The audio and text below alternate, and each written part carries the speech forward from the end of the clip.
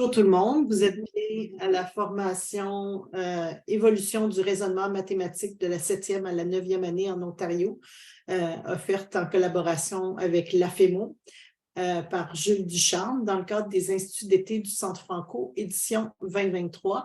Nous remercions le ministère de l'Éducation de l'Ontario de nous permettre de contribuer à votre perfectionnement professionnel en offrant les instituts saisonniers, les instituts d'automne, etc.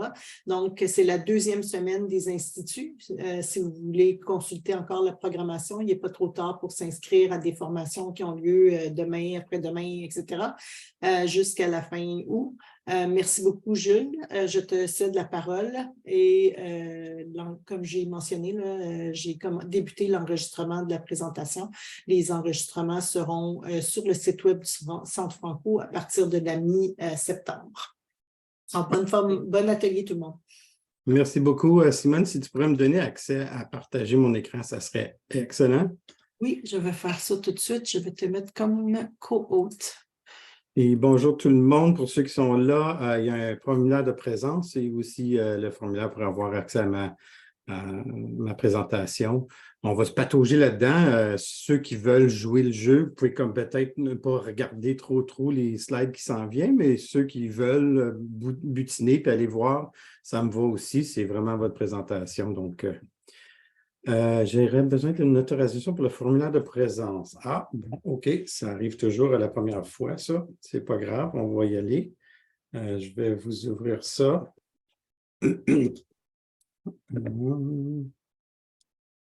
Bon, envoyer.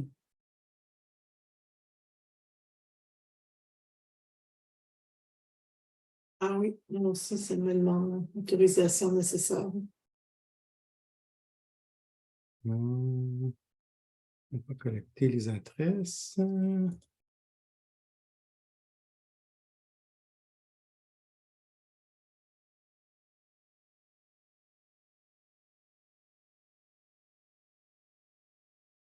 Désolé. OK, je pense que vous êtes capable de le faire. Je vais remettre le lien dans la boîte du chat pour ceux qui l'ont. Non, ça dit encore autorisation nécessaire.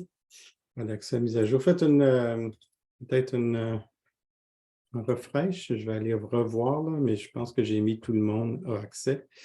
Je vais aller voir. Non, ça ne fonctionne pas même avec un rafraîchir. Ah.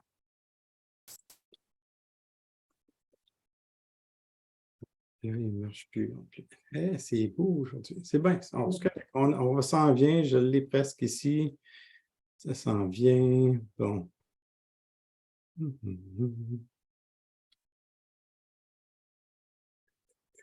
les gens à disposition du lien peuvent copier le lien du répondant.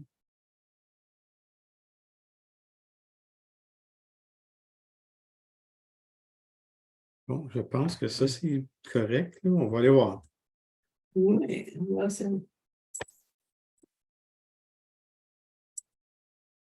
Bon, c'est pas grave, faites juste, je vais prendre les présences avec la liste de participants. Simone, excuse-moi, Simone, c'est Louis. Je peux mettre un formulaire dans la boîte de clavardage. J'en ai un de près, là, en cas que. OK, parfait. Merci. Fait que je mets le formulaire dans la boîte de clavardage, tout le monde. Faites juste entrer dedans. Il devrait fonctionner. Il a fonctionné pour les autres avant. Fait que, voilà. Merci beaucoup. Ça doit être mes paramètres de Google là, qui sont. Je vais faire ça pour le prochain. Merci, gang. Hein, on s'en pas de problème. Jamais de problème. Il y a juste beaucoup de solutions. Fait que j'apprécie mes collègues.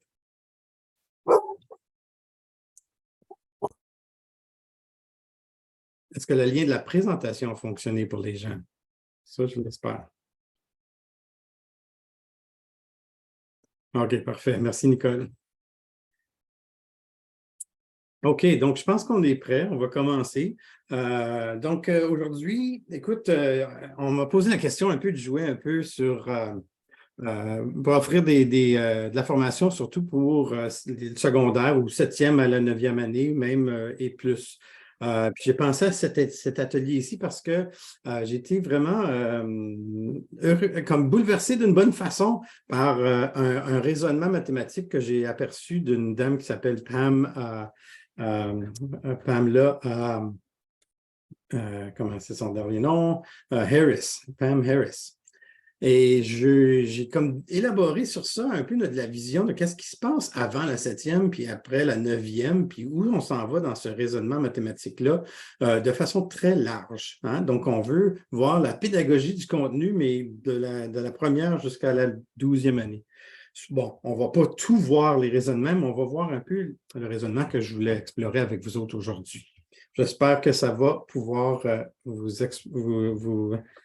vous inciter, puis peut-être aussi apprendre les différentes techniques de la pédagogie là-dedans et tout ça. Donc, je vais partager mon écran. Ça va être l'écran 3.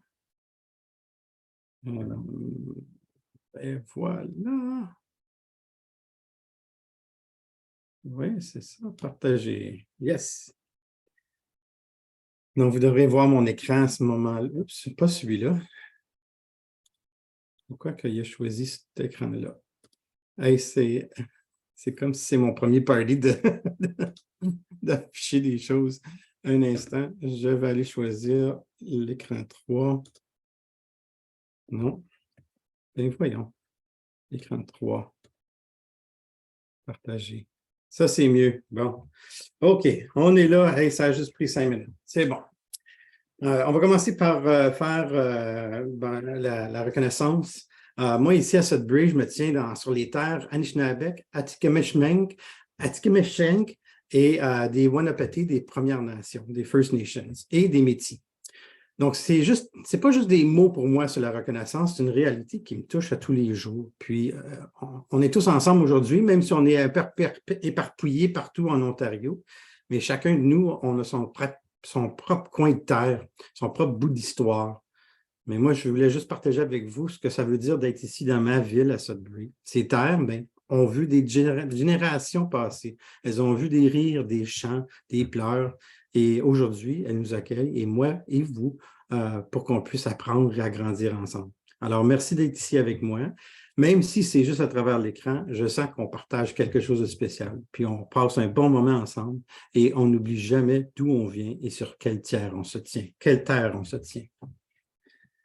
Alors, j'aimerais commencer par raconter une histoire, puis surtout votre histoire mathématique.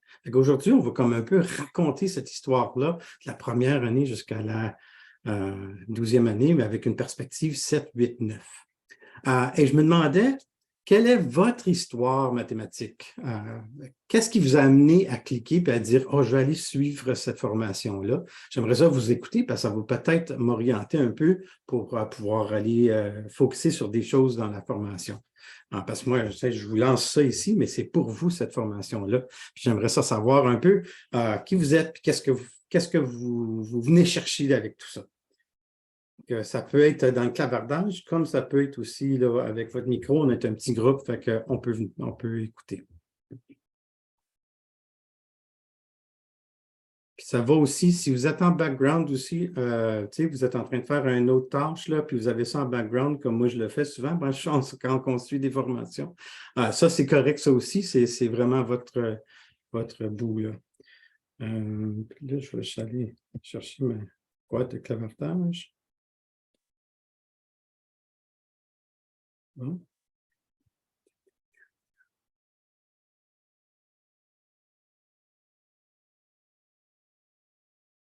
Et voilà. OK. Je ne vois qu'un écran noir. Est-ce juste moi? Est-ce qu'il y en a qui voient raconter mon histoire mathématique? J'ai Nicole qui voit juste un écran noir.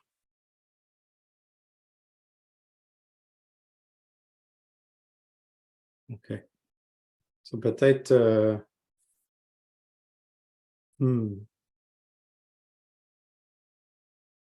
Ouais, merci. C'est beau. Donc, est-ce qu'il y a quelqu'un qui voudrait partager son histoire mathématique un peu? D'où ils viennent? Qu'est-ce qui vous a piqué la curiosité avec cet atelier ici aujourd'hui?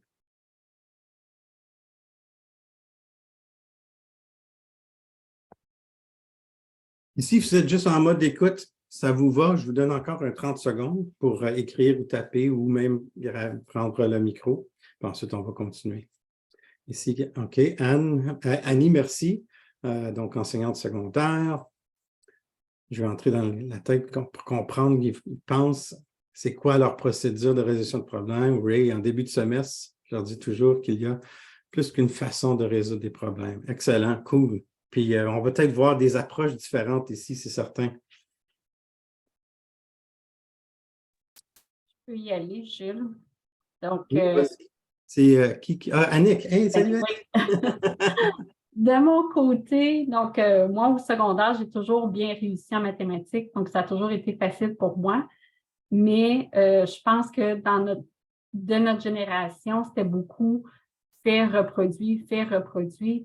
Donc, pour moi, le raisonnement mathématique est tellement important parce que, justement, ayant toujours fait faire, reproduire de l'enseignant, à l'université, j'ai eu beaucoup, beaucoup de difficultés.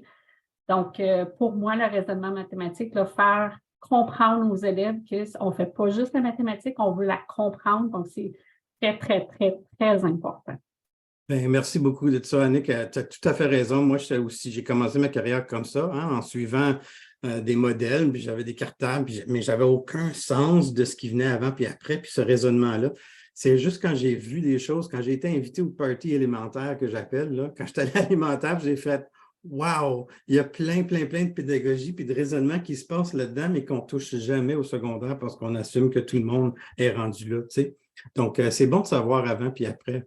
Moi aussi, ça me passionne. Puis Annie, moi, ce qui me touche aussi, je ne sais pas si tu enseignes 9e année, mais en 9e année, on a maintenant les 1.1, j'appelle, où on raconte l'histoire d'un concept mathématique. Puis ça aussi, c'est comme intéressant parce que là, ça vient d'où, c'est quoi? Donc, tu n'as pas juste l'histoire, mais aussi le concept lui-même que tu es en train d'explorer. Donc, ça veut dire qu'il faut que tu en vois, il faut que tu comprennes ces raisonnements-là. Fait que, en tout cas, j'espère que vous êtes tous à la bonne place, mais on va y aller parce qu'on a déjà gaspillé en masse de temps pour l'aspect technique. Puis, je veux vraiment avancer. Allons-y. Donc, voici finalement le raisonnement de Pam Harris que j'avais trouvé. Puis, ça, c'est une traduction très libre, là, mais quand même. Et puis, donc, on commence avec le dénombrement. Donc, ce raisonnement-là, c'est le développement, l'évolution, si tu veux. Il commence par le dénombrement. On y rajoute, puis pensez pas que c'est quelque chose qui est continu. Right? C'est une bulle à l'intérieur d'une bulle, à l'intérieur d'une bulle, ce qui veut dire qu'on peut toujours revenir à la bulle, une bulle précédente ou une bulle plus loin ou quelque chose comme ça. Donc, ce n'est pas nécessairement là, un chemin linéaire, c'est pour ça qu'elle l'a mis en bulle. Donc, le dénombrement vient aider le raisonnement additif. Le dénombrement, le raisonnement additif, ça vient nourrir le raisonnement multiplicatif, tout ça nourrit le raisonnement proportionnel et finalement pour se rendre à un raisonnement fonctionnel. Et d'après Pam Harris, elle disait, c'est à l'aide des deux raisonnements, le raisonnement spatial puis le raisonnement algébrique. Puis, vous savez comme moi, il y a il y a toute une série de mettre l'accent sur. Et puis, mettre l'accent sur le raisonnement spatial et puis mettre l'accent sur le raisonnement algébrique. Il y a des belles affaires là-dedans, puis que vous pouvez aller piger aussi pour comprendre ces raisonnements-là. Puis ensuite, on va faire une évolution. Donc, voici 2 citations. Je vais faire ça pendant que je vais essayer d'enlever les marques à l'écran. Ici, je peux-tu effacer ça? Lisez ces 2 citations-là, puis... et voilà.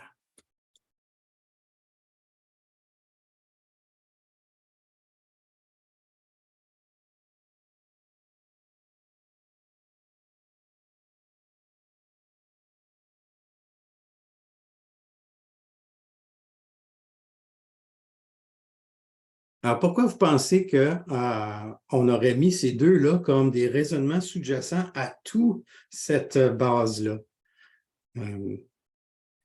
Donc, si je regarde ici, maintenant souris.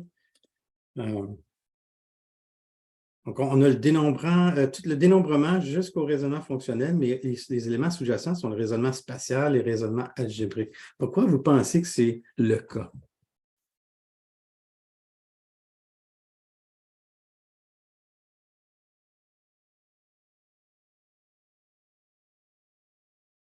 Je vais remettre les citations. Pour moi, les structures, les espaces, les interactions, le matériel, donc tout le raisonnement spatial nous aide à voir et à manipuler et à comprendre du matériel. Donc, on a besoin du matériel de manipulation, pour moi, à travers tous ces raisonnements-là qu'on a vus. Puis le raisonnement algébrique, ben, c'est faire une généralisation avec ce matériel-là. Donc, c'est au cœur de ces mathématiques-là, c'est de pouvoir analyser et voir qu'est-ce qui se passe comme généralité. Donc, c'est pour ça que les deux sont là. On est toujours en train d'avoir un sens visuel parce qu'on veut toucher, on veut manipuler, on veut comprendre, on veut saisir les mathématiques, pas juste avec des symboles. Mais avec du visuel. Et puis, on veut toujours, on atteint toujours une généralisation pour faire un lien. OK. Donc, l'évolution du raisonnement, l'histoire devient de plus en plus développée, de plus sophistiquée, si vous voulez. On va commencer avec le dénombrement. Là, je vous lance une petite question pour utiliser la boîte de chat pour répondre. D'abord, le dénombrement, ben, j'ai divisé ça en idées puis des concepts, puis la pédagogie aussi. Donc, chaque élément, j'ai mis les idées, les concepts, puis j'ai mis aussi la pédagogie de ça. Qu'est-ce que ça peut avoir de l'air? Donc, ici, dénombrement, on a une correspondance 1 à 1, on a un ordre, on a une cardinalité, l'inclusion des ensembles, des principes de base là, du dénombrement. Puis, vous voyez qu'en pédagogie, comment on peut faire ça? En intégrant de l'histoire. Utiliser une histoire pour faire le dénombrement, une progression graduelle aussi, des petits grands chiffres, un apprentissage concret, puis inclure la diversité, s'assurer que les matériaux qu'on utilise sont inclusifs et accessibles à tous les élèves. Donc, regardez ce que j'ai ici. Ça, c'est une source de Céline qui est retraitée maintenant, mais Céline Renaud-Charest avait développé cette tâche-là, puis on s'est vraiment amusé avec. Et puis, la question, c'est que remarques-tu? Ben, en fait, je vais poser la question ici. Combien de jetons penses-tu que la main de grand-papa pourrait tenir, la main de maman pourrait tenir, puis la main du bébé pourrait tenir? Je vais passer quand même, parce que j'ai comme l'impression qu'on va juste, je vais le mentionner, mais si vous voulez jouer le jeu, allez-y dans la boîte du chat, puis je vois la boîte du chat, elle est là. Donc, on peut poser cette question-là. On peut raffiner notre question aussi, faire une estimation. On pourrait commencer. C'est quoi une estimation trop petite? Qu'est-ce qui serait une estimation trop grande pour cette situation-là, pour chacun des mains? Puis là, on peut faire... ensuite, on peut montrer une autre photo. Puis là, on peut peut-être ajuster notre estimation, hein, parce que là, on voit le bébé, il y en a 4. Bon, OK, on l'a dénombré, lui, mais grand-papa puis maman, on n'est pas trop certain, mais on peut peut-être commencer à ajuster notre estimation, là, parce que tu essaies toujours d'avoir une estimation la moins bonne, puis comme trop basse, puis trop haute, puis quelque part dans le milieu. Puis là, ben ici, peut-être tu ajustes tes barres pour pouvoir... parce que tu as un peu plus d'informations ici. Puis là, on essaie de démystifier tout ça. Puis là, on voit que grand-papa, lui, a commencé à déjà dénombrer ces choses. Donc, vous avez remarqué qu'il a fait 2 groupes de 5, puis il a collé les 2 ensemble. Donc, les jaunes, les rouges. Il les a divisés comme ça pour pouvoir les compter plus facilement. Intéressant. Et je regarde maman, elle, qui a fait l'inverse. Elle a vacillé chacun de ces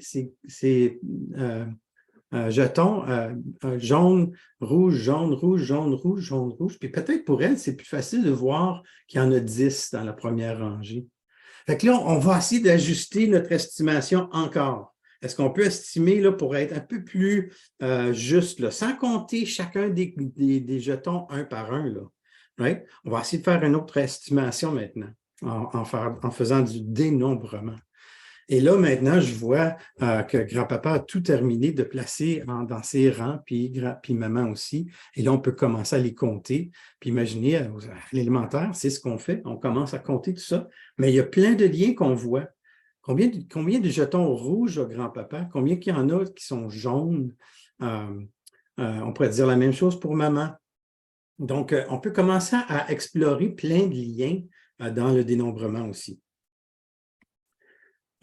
Donc, juste pour faire le lien, le dénombrement nous aide à faire un raisonnement additif. Donc, ça, c'est, bon, addition, soustraction, c'est comprendre, assembler ou séparer des quantités, right? Partie tout, commutativité, associativité, on va voir ça un peu plus tard.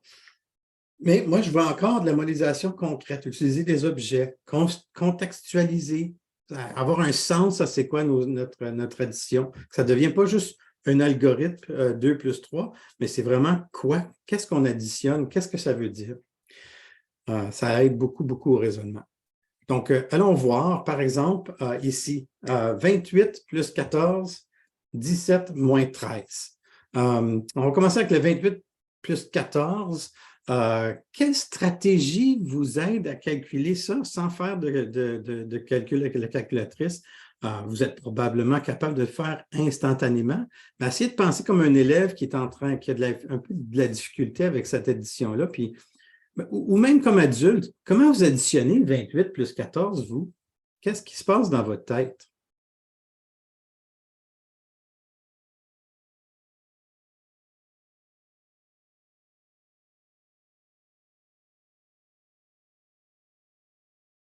Vous pouvez regarder à ça, 28 plus 14, puis qu'est-ce qui se passe dans votre tête? So, Annie voit 28 plus 2, puis ensuite un autre 12. Oh, wow! OK, donc tu as enlevé 2 du 14 pour le mettre au 28. Donc, ça fait 30. Puis donc, 30 plus 12, c'est plus facile à calculer que 28 plus 14. J'assume ce que tu nous as écrit là, Annie. Effectivement, donc, comme adulte, on utilise toutes sortes d'algorithmes pour nous aider comme ça. Regarde, Ariane, regarde, 8 plus 4 plus 10 plus 20. Excellent. Donc là, on voit qu'on est en train d'utiliser le concept d'additionner les dizaines, puis d'additionner les unités, puis voir qu'est-ce qui se passe. Même chose pour Annick. Excellent.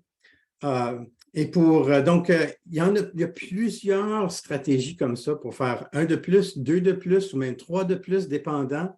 Tu pourrais même faire des moins. Tu pourrais aussi explorer des doubles. Donc, je sais que 14, c'est 7 plus 7. Puis là, je pourrais avoir 28, c'est combien? Puis m'amuser un petit peu comme ça. Louis qui a fait 30 plus 12, oui, il a fait un chiffre. Donc, 2 de moins puis 2 de plus sur l'autre. Les voisins des doubles aussi, plus 1. Des fois, on va voir comme 5 plus 4. On peut voir ça comme 4 plus 4 plus 1 de plus. On a des regroupements aussi. Ça, c'est des choses qu'on enseigne là, avant d'arriver à la 7e année. Recrutement par dizaines, ça, on l'a vu. Tout ça pour amener à l'algorithme traditionnel, si vous voulez. Je ne dis pas que c'est une autre stratégie, l'algorithme, mais ce n'est pas la seule. Donc, si tu additionnes dans ta tête 30 plus 12 à la place de 28 plus 14, il n'y a personne qui va te chicaner quand tu es adulte, là. Mais on a quand même des gens qui sont comme, il faut aller montrer l'algorithme traditionnel. Moi, souvent, si on veut se rendre là, c'est d'expliquer pourquoi l'algorithme traditionnel fonctionne. Ça serait cool de voir. Donc là, pour le 17 moins 13, est-ce que vous avez une stratégie pour celui-là? Oh, j'aime celle d'Ariane aussi, le 30 plus 14 moins 2. Oui, donc c'est ça. Donc, tu as ajouté 2 quelque part, il faut que tu en enlèves 2 quelque part. Excellent. Oui, exact. Donc, le 17 moins 13, qui pourrait me dire ce qu'ils ont pensé quand ils font cette soustraction-là? Celui-là, peut-être un peu plus... Mais on peut jouer avec quand même avec. Il est vraiment intéressant. Donc, on enlève des quantités qu'on connaît. Hein? Donc, Annie dit, OK, bien, regarde, 17, je peux enlever une dizaine de là. Cool. Puis après ça, je vais en enlever un autre 3 de là. Puis ça va être plus facile. Fait que 17 moins 10, ça va bien. On sait que c'est 7. Puis là, 10 moins 3, bon, on va savoir. Excellent. D'autres façons de voir cette soustraction-là?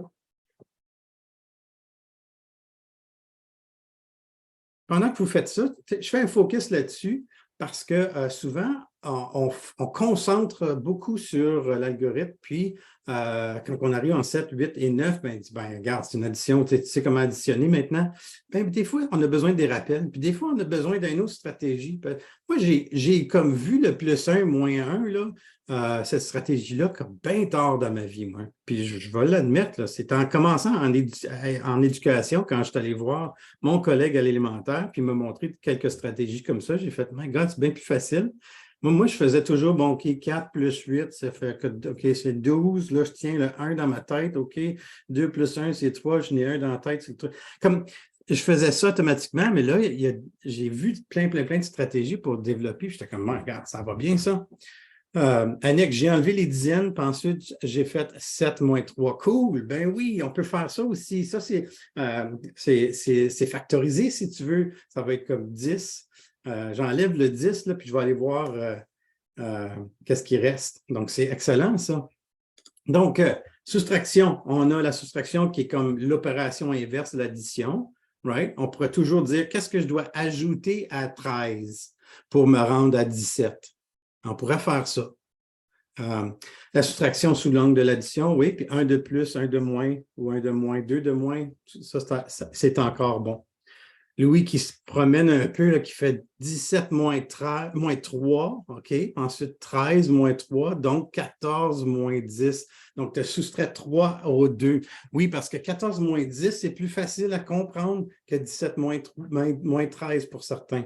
Hein, je vois que 14 moins 10, j'en enlève 10, il reste 4. C'est super, super. Donc, plusieurs façons de voir ça. Mais il ne faut pas oublier que nos élèves ne sont peut-être pas rendus avec plein d'algorithmes pour certains différents problèmes. Donc, on peut aller revisiter ça quand on est en 7, 8 et 9. Donc, du raisonnement au raisonnement additif, du dénombrement au raisonnement additif, ben, ça, on voit ça. Quand on demande à nos élèves, là, sais-tu compter, puis commence à réciter plus que de compter, ils vont dire 1, 2, 3, 4, 5, 6. Souvent, on découvre que ce n'est pas vraiment compter, c'est juste une comptine, c'est un apprentissage automatique. Mais ils n'ont pas l'idée de compter. Ça, on peut leur demander, commence à 28 puis compte par 1. Oh, là, c'est tough. Là, c'est 28, OK, 29, 30. Donc, quand on compte par 1, on dénombre, comme ça. Mais après ça, quand on se rend au raisonnement additif, là, on peut comme comprendre les nombres. OK, 28 à 30, c'est un saut de 2. Puis après ça, j'en ai additionné un autre 12. Donc, c'est là où on voit quand même qu'il y a un lien entre les deux. Les deux utilisent la droite numérique, mais là, tout d'un coup, on peut voir des groupements de nombres plus courts que juste dénombrer. Essayez de demander aussi à un élève à l'élémentaire de compter par groupe de 2 ou 3. C'est intéressant. Là, c'est cool. Puis commencer à un nombre qui est impair ou pair. Là, on commence à voir le dénombrement. En tout cas, on utilise ça pour notre raisonnement additif. Je vous pose une question ouverte ici, à ce moment-ci. Une question style Marion Small, si vous voulez. Est-ce que les flèches représentent une addition ou une soustraction? Ça, c'est la première question. Fait que vous pouvez dire addition, soustraction. Et dans la boîte du chat, puis que remarques-tu à chaque fois? Qu'est-ce qui se passe à chaque fois? Oh, j'aime Annie qui pense déjà, là, il y a un si dans sa réponse. Addition, si, c'est vers la droite. Cool.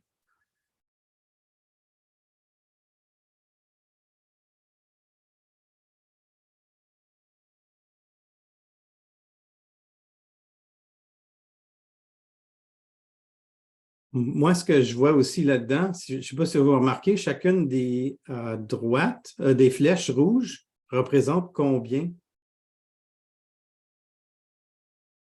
Un déplacement de combien vers la droite? De 11, exactement. Ouais. Donc, on le voit que c'est toujours 11. Mais donc, on a des familles d'équations ici qui nous donnent toujours 11. Là, je vous propose, est-ce qu'il y en a qui voient la soustraction? Puis est-ce qu'il serait voulant de me l'expliquer?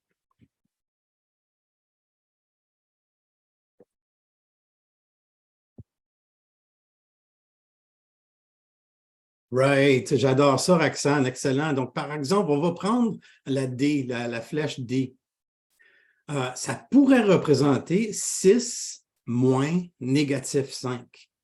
Et à ce moment-là, moi, j'aime beaucoup voir la différence, hein, le déplacement. Qu'est-ce que je dois faire à négative 5 pour me rendre jusqu'à 6? Là, on comprend que c'est un déplacement vers la droite, donc positif, de 11.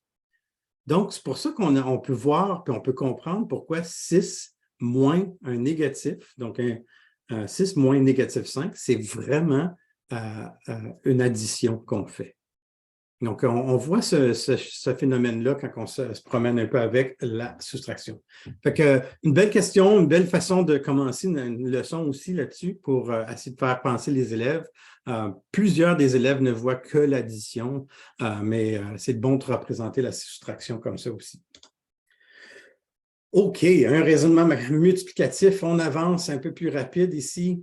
Vous pouvez passer, vous pouvez aller voir ça à bonne séance, mais voici des stratégies de multiplication qui développent avec le temps. Remarquez que le symbole 2 fois 6, c'est comme une des dernières. On développe beaucoup plus de visuels, encore là, le raisonnement spatial et tout, des illustrations. Fait que j'ai 2 cases de 6 cœurs chaque, où on va utiliser une disposition rectangulaire aussi. Donc, moi, je pense à mes tuiles algébriques quand je suis au secondaire. Ça peut représenter une situation si on veut voir combien il faut. OK, ça, c'était déjà. OK. Ensuite, on a la droite numérique. On sous-estime la droite numérique. Moi, j'adore la droite numérique pour même solutionner des problèmes aussi d'algèbre. Ensuite, le géoplan nous aide à voir aussi ces regroupements-là. Le matériel à base 10, c'est du matériel qu'on peut utiliser encore dans nos classes. Ce n'est pas parce qu'on l'a vu, puis on l'a fait, puis c'est tout, mais on peut s'en servir quand même. Et des problèmes écrits aussi, puis finalement les symboles. Donc, c'est vraiment, vraiment des belles façons de voir la multiplication. Ici, les multiplications à 2 chiffres. Moi, je m'en sers beaucoup parce que on a comme l'algorithme typique ici. Hein? Donc, 5 fois 6, bon, on met un 3, puis là, il y a un 2 de plus. Bon, OK, ça va. Mais je pense qu'on peut l'expliquer beaucoup plus de d'autres façons. On pourrait dire, bon, ben, je vais prendre le double, puis la demi. Fait que je vais prendre le double de 25, c'est 50. La demi de 36, c'est 18. Je peux encore faire le double puis la demi. Donc 100, puis 9. Puis ensuite, ben 100 fois 9, ça donne 900. C'est beaucoup plus facile, je pense. En tout cas, c'est une autre stratégie. Il y a aussi la stratégie en utilisant plein de nombres de matériel à base 10. Pour ceux qui sont au secondaire, même à l'élément à 7-8, on voit un début de tuile algébrique là-dedans, je pense. Mais ici, j'ai 10, 20, puis bon, je peux compter chacun de mes affaires. Et puis, je peux le mettre un peu plus symbolique, tout ce matériel-là, mais avec des nombres. Hein. Donc, je peux voir que 20 fois 30, ça, je peux le calculer dans ma tête. Je sais que c'est 600. Maintenant, 20 fois 6, je peux le faire aussi. Et donc, on peut additionner tous ces nombres-là pour nous arriver avec la solution de 900. 600 plus. Donc, plusieurs stratégies. On n'a pas besoin juste de se baser sur la multiplication, l'algorithme de la multiplication traditionnelle, si vous voulez. Et moi, je vais faire le lien, parce que je sais qu'en 10e année, on va commencer à multiplier 2 binômes. Peut-être en 9e année, certains vont le voir aussi, là, mais qu'est-ce qui se passe avec 2 binômes comme ça? On peut voir le lien entre les deux. Moi, j'utilise la méthode rectangulaire pour le faire, avec mes tuiles algébriques ou non, symboliquement ici, mais je fais toujours le lien avec mes élèves pour ce qu'ils ont fait. En 4e année, 5e année, on commence à explorer cette multiplication-là à 2 chiffres. Donc, je fais le lien avec eux autres. Je dis, qu'est-ce que tu as fait ici? Combien d'additions tu as faites? Il faut que j'additionne 6, ensuite 150, plus 120, plus 30. Et là, ça l'explique pourquoi on multiplie chacun de ces termes-là. C'est comme multiplier chacun de ces chiffres. Il y a un parallèle écœurant, puis qu'on ne touche des fois jamais. Donc, pour moi, je trouve ça vraiment, vraiment sharp, une belle façon de voir. Fait que c'est comme tu vas chercher ce qu'ils ont appris pour faire un lien avec d'autres choses. Et c'est là où ton raisonnement est en train de vraiment là, évoluer. OK. Raisonnement proportionnel, j'aimerais vous présenter, moi, celui-là, le raisonnement proportionnel, vous pouvez aller voir les idées clés, puis les concepts, la pédagogie. Moi, ce qui m'a impressionné, c'est le tableau de rapport. Je ne sais pas combien utilisent le tableau de rapport ou connaissent c'est quoi un tableau de rapport. Je serais curieux de savoir dans la boîte du chat. Qui a déjà entendu d'un tableau de rapport?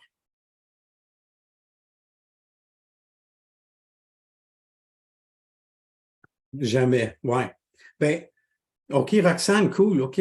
Roxane, t'enseignes quelle année, toi? Juste curieux.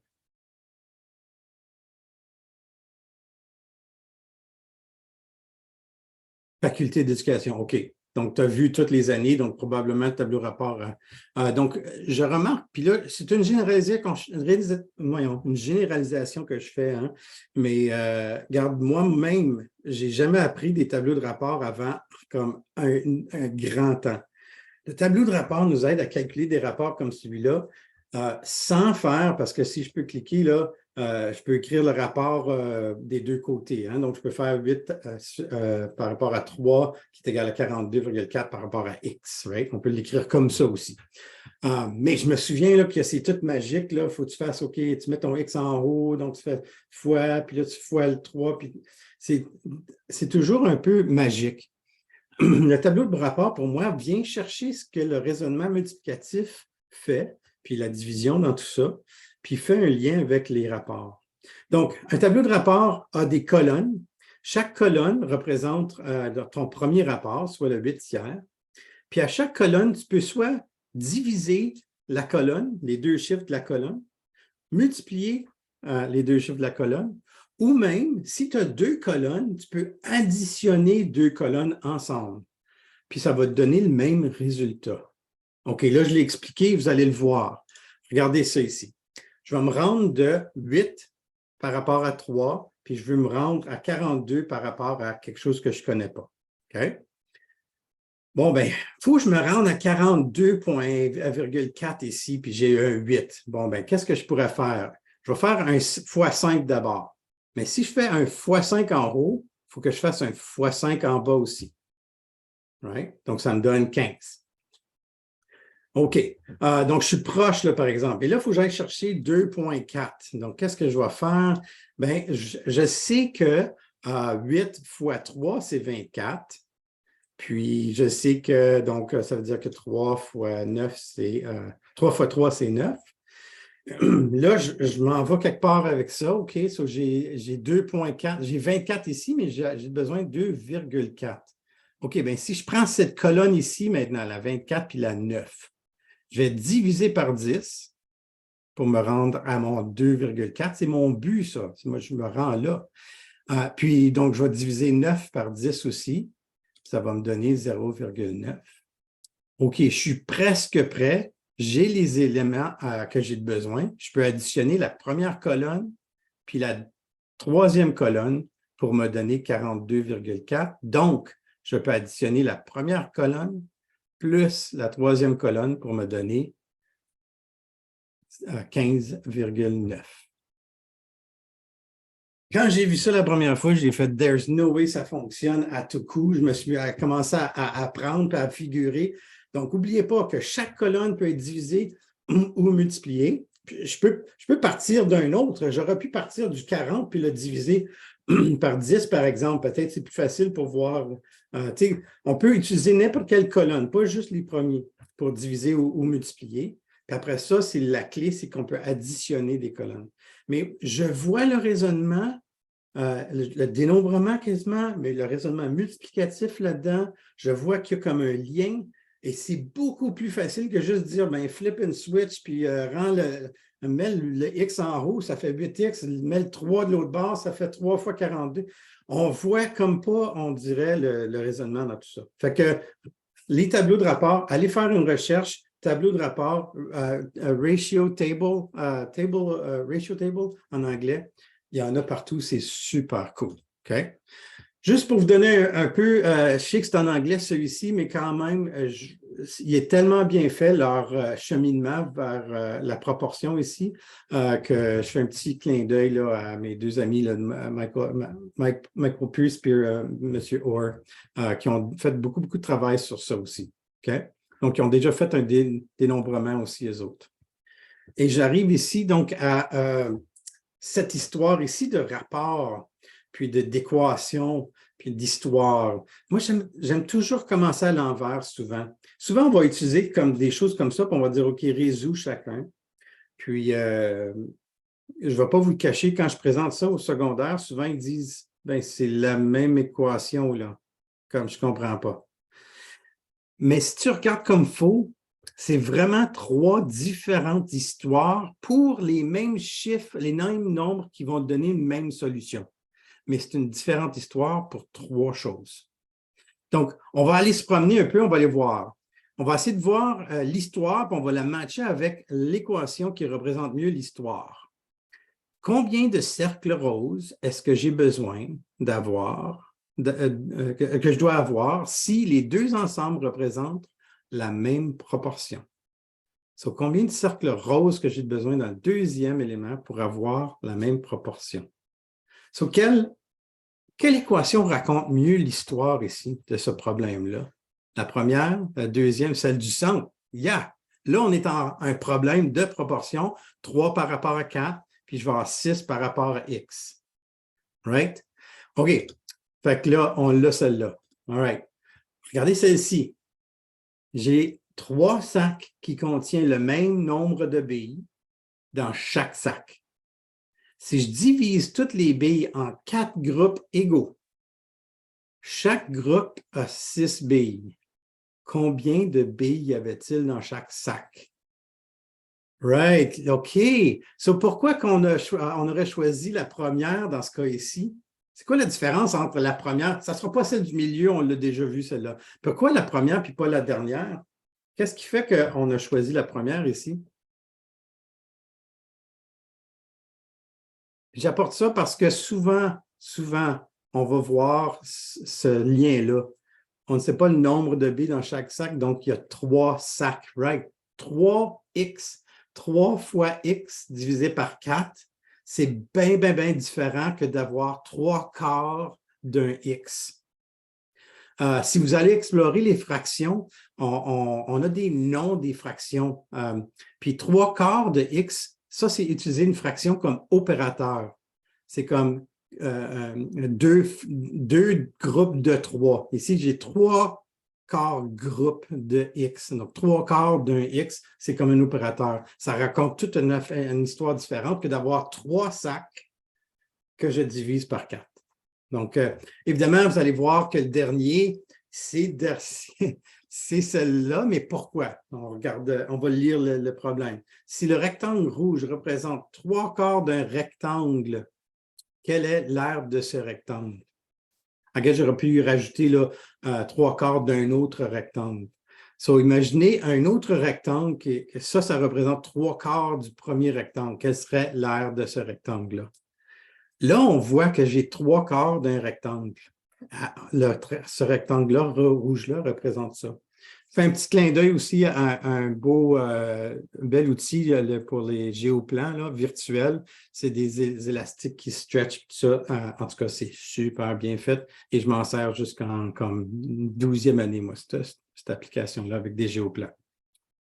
OK, donc l'histoire compte. L'histoire, elle compte très bien. Là, on arrive au raisonnement fonctionnel. Évidemment, le raisonnement fonctionnel, c'est un raisonnement qui est plus en 10e maintenant, puis qui s'en va. Maintenant, on parle de relations en 9e année maintenant, des relations qui ont des relations linéaires et non linéaires.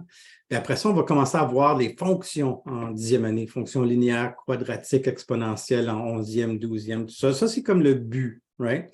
So, qu'est-ce que ça a l'air, tout ça? Bien, je vous raconte une histoire, parce que moi, je suis un gars d'histoire. Je vous raconte l'histoire où, avec l'aide du matériel de manipulation, on a demandé à des élèves de la première à la 3e année de construire un arbre qui grandit par rapport à son âge, ayant une régularité constante. Ah, ça, c'était la clé. Ouais. Donc, boum, ils s'en vont, ils font des choses, ils commencent à faire plein de choses. Il faut construire une table de valeur qui la représente, la croissance de l'arbre à chaque année, puis déterminer la régularité aussi, puis la règle. OK. Fait qu'il y a un élève, ça vient ici de modélisation, puis quand on l'a fait, tous les élèves avaient fait quelque chose de très semblable. OK? Puis ça, c'est bon. Puisque j'ajoute deux triangles, j'ajoute un triangle aux branches et un carré au tronc, donc je dois ajouter la même quantité à chaque année. Donc, si j'ajoute deux formes à chaque arbre, j'ai donc une régularité de plus 2 à chaque année. All right. Fait que l'élève a réussi tout ça. Là, dans le groupe qu'on était, il y a une prof qui fait ça ici. Il y a un élève qui fait ça ici. Puis là, tous les enseignants de l'élémentaire, parce qu'eux autres, ils ont, en tout cas, c'est pas un blâme, c'est vraiment parce qu'on n'a pas une perspective de la pédagogie, qu'est-ce qui se passe? Moi, j'étais là au secondaire, j'ai fait « Oh my God! » Mais eux, ils ont dit « Oh non, l'élève n'a pas bien répondu. » Ils ont juste vu le focus que « Hey, c'est pas régulier, ça. » Ça fait qu'on va le cacher, on va l'enlever de là, on ne va pas l'explorer. Moi, j'ai commencé à dire « Non, non, il faut explorer parce que ça grandit quand même, mais d'un autre, c'est pas linéaire, c'est pas de façon régulière. Qu'est-ce que ça fait? » Et là, on a commencé à l'analyser ensemble avec les élèves. Puis ensuite, avec les enseignants, je leur ai présenté ce qu'on fait en 10e année avec ça ici. So, c'est un petit peu pour vous montrer qu'on peut vraiment utiliser ce raisonnement-là jusqu'à bonne séance. Et je vous pose la question, laquelle raconte mieux l'histoire mathématique? Voici ce qu'on a fait, nous, à gauche. On a dit, OK, ben, on a les noms de la figure, 1, 2, 3, comme les autres avaient. Puis eux autres, il y avait comme les losanges augmentent. Puis là, je remarque que c'est 1, 4, 7. Il augmente toujours du même montant, puis il grandit de façon linéaire. On a même trouvé la règle des losanges, là, qui était 3n-2. OK, fait 3 fois le n moins 2. Mais c'était toujours régulier. Puis là, on avait les triangles. On a commencé à regarder puis à compter les triangles. Puis là, tout d'un coup, on a fait « Oh my God, 9! » Il y en a 9, après ça 25, puis après ça 49. Comme, qu'est-ce qui se passe? Puis là, on l'a démystifié, on voit que il y en a qui ont reconnu le carré parfait, puis qu'ils ont fait, OK, 9, c'est 3 au carré, 5 au carré, 7 au carré. On peut-tu généraliser ça? On peut. C'est le carré, mais c'est des carrés spéciaux. On dirait que c'est les carrés des nombres impairs. Puis moi, j'ai appris, Monique, que je peux identifier les nombres impairs comme 2n plus 1. Ça va me donner un nombre impair, ça. Donc, on l'essaie ici, le nombre de la figure, c'est 1. 2 fois 1, c'est 2. Plus 1, c'est 3. Donc, 3 au carré. Et donc, là, je vois que mon arbre grandit de façon au carré et de façon linéaire, de façon quadratique, puis de façon linéaire. OK. So, là, on voit ce qui se passe en 10e année. Il y a un algorithme quand on a ça. On fait juste mettre la table de valeur. On trouve la première différence. OK, on voit que la première différence, elle n'est pas constante. Donc, c'est un problème de second degré. Et donc, je vais voir à la deuxième différence, je vais trouver. Là, je commence à parler, puis je pense que j'ai perdu à peu près tous les gens qui étaient à l'élémentaire, qui étaient là. Right? Puis, j'ai dit, ben, c'est ce qu'on enseigne en 10e année, ça. Puis je ne dis pas que ça, ce n'est pas bien. Je fais juste dire, pour l'affaire des arbres, quelle raconte mieux l'histoire? Parce que là, après ça, il faut que tu prennes ta deuxième différence, que tu divises par 2. Ensuite, ça te donne le A de ton équation. Puis après ça, il faut que tu prennes un point, tu le mets. Vous voyez que ça n'a comme aucun. Puis après ça, j'ai 4x au carré plus 7x moins 1. C'est la bonne réponse. Mais je ne suis pas certain que ça explique l'histoire autant. Bon, ça, c'est mon chose là-dessus. On va skipper la deuxième. Vous l'avez probablement déjà vu, celle-là, mais je voulais juste expliquer un petit peu la différence entre une règle. Il y en a qui peuvent le voir d'une façon. C'est un raisonnement fonctionnel encore, tout ça. Il y en a qui peuvent le voir de cette façon ici. Il y a 3 groupes de 2 chaises, 5 groupes de 2 chaises, etc. Donc, il y a 2n plus 1 groupe de 2 chaises. Je vous laisse l'analyser plus tard. Donc, on peut voir qu'il y a une règle ici que je peux, qui est 2n plus 1 fois 2, mais aussi, ça peut être l'équation. Fait que là, je me rends à cet algorithme-là. OK, j'ai 1 puis 6. Je vois que c'est toujours plus 4 à chaque fois. Donc, je vais retourner en arrière pour trouver mon 0. right? Puis ça va me donner 2. Donc, à 0, j'ai 2 chaises. So, si j'avais 0 table, il y avait 2 chaises quelque part là.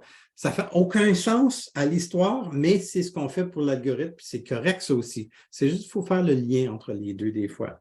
Donc, C est égal à 2 plus 4n ou 2n plus 1 fois 2. Ça dépend à qui tu parles, mais il y en a qui vont raconter, ça raconte mieux l'histoire que d'autres. Bon. Tout ça pour terminer avec un exemple, puis j'ai le temps, oui, ça fait quelques minutes pour mon exemple.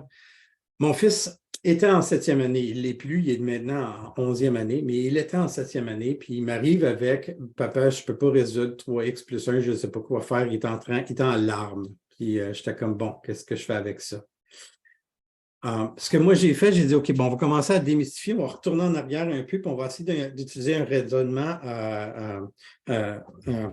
autre que symbolique. » Donc, je me suis dit, voici, je vais commencer par construire. So, j'ai montré cette suite-là. J'ai dit, bon, ben, on a 1, 2, 3 pour le nombre de la figure. Donc, j'ai 3, 6, puis 9. Puis là, j'ai dit, si tu avais 300 tuiles, quel serait le nombre de la figure? Ben là, il dit, ben, c'est facile, là, c'est comme, il y a 3 paires, donc ça va être 3 fois 300. Ça va être, le nombre de la figure va être 100. 100 fois 3 me donne 300 tuiles. OK.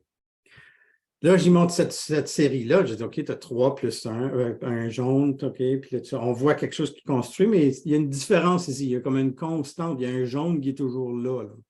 OK. So, j'ai dit, si j'avais 301 tuiles, quel serait le nombre de la figure? Ben là, il a fait, ben, il faut t'enlèves la tuile de trop, là, la jaune. Puis après ça, ben, tu divises par 3, ça va te donner 100. Fait qu'à 100, j'aurais 3 fois 100, 300 plus le 1. Ah, OK. Alors, j'ai retourné à ça ici, puis j'ai dit, bien, qu'est-ce qui se passe ici? Ah, il a fait, OK, sur le X, c'est mon, OK, sur 3 fois, OK, bien, ce que je vais faire, c'est que je vais enlever la tuile de trop. Fait qu'il a fait 49 moins 1, c'est 48. Puis là, ben, il faut que je divise ces 48-là en 3. Puis là, regardez ce qu'il a fait aussi, qui était super intéressant. Là. Il a comme divisé, utilisé une stratégie du raisonnement multiplicatif et additif. Il a vraiment factorisé un peu. Là. Donc, il y a 30 divisé par 3, puis 18 divisé par 3, ça donne le même résultat. Donc, on peut faire ça. Il avait déjà ça dans son outil, lui-là. Donc là, ensuite, 10 plus 6, ça me donne 16, x est égal à 16. Puis là, en plus, il me dit à haute voix, ben, pour vérifier, je vais juste faire 3 groupes de 16, c'est 48, puis j'ajoute la tuile qui manque, ça fait 49. Puis dans un espace, on a essayé une autre solution symbolique avec une histoire et un matériel qui était déjà rendu dans le symbolique. La prochaine, il était capable de le faire. Donc, je trouve ça puissant de pouvoir patauger puis de retourner dans nos raisonnements plus loin, d'inclure une autre bulle pour se rendre jusqu'à... Fait que je vous finis avec ça. Regarde, le voyage mathématique de chaque élève est une aventure unique, façonnée par l'exploration, la découverte et la créativité. En guidant les élèves à travers ce voyage, nous les aidons non seulement à comprendre les relations entre les nombres, les relations tout court et les fonctions, mais aussi à tisser leur propre histoire mathématique, où chaque problème résolu est un chapitre d'une histoire sans fin d'apprentissage et de croissance. Il me reste encore 3 minutes, mais voici le sondage. Si je peux faire copier l'adresse du lien, je vais aller mettre ça dans la boîte du chat, je crois. S'il vous plaît, remplir le sondage. C'est comme ça que nous autres, on